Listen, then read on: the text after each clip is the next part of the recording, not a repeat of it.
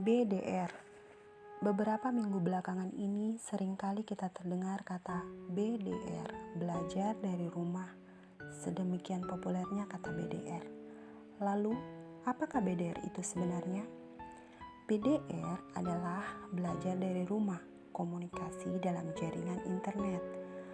Dalam BDR, kita mengenal namanya sebuah pembelajaran yang dilakukan dari rumah lewat aplikasi WA atau Zoom.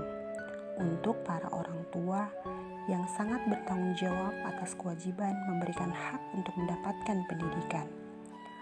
Bagi teman-teman, bunda-bunda yang memiliki banyak rutinitas di rumah, kenapa sih harus panik ketika anak kita memiliki masalah-masalah dalam belajar dari rumah, menyelesaikan tugas dari rumah?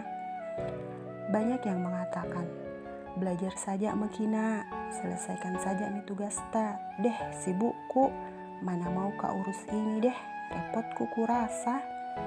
Kenapa sih kita tidak rubah paradigma itu? Mari kita katakan, Bismillah, ya Allah, saya akan jalankan tugasku sebagai ibu, sebagai orang yang kau titipkan anak, ya Allah. Banyak orang mencari-cari alasan tentang sibuknya mengurus anak dalam menyelesaikan tugasnya.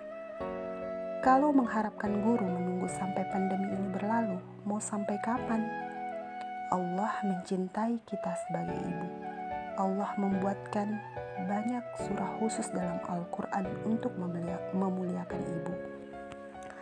Teman-teman, bunda-bunda yang masih saja repot mendampingi anak di rumah, kenapa? Apa kita terbebani dalam membantu dan mendampingi anak belajar dari rumah? Percayalah, setiap yang kita lakukan, setiap apapun bentuk kasih sayang yang kita berikan untuk anak dan keluarga, itu semua bernilai ibadah dan akan mendapatkan balasan dari Allah. Allah memberikan ujian kepada kita.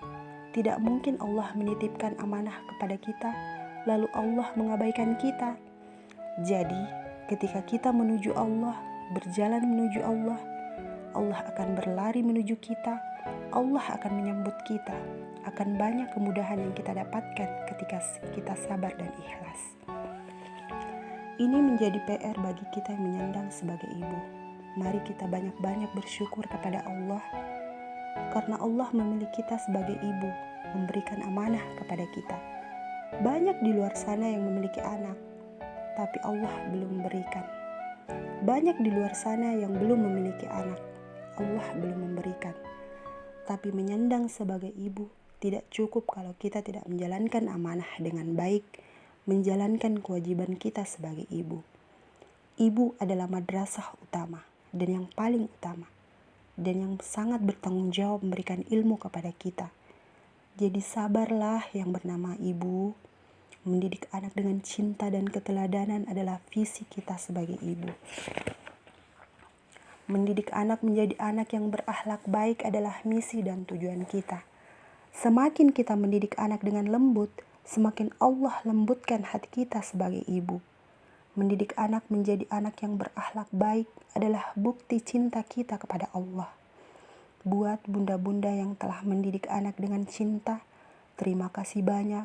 Insya Allah, kesabaran dan ketelatenan kita dalam membimbing anak di rumah bernilai pahala. Tetap sabar dan istiqomah ya bun, demi yang terbaik buat anak-anak kita.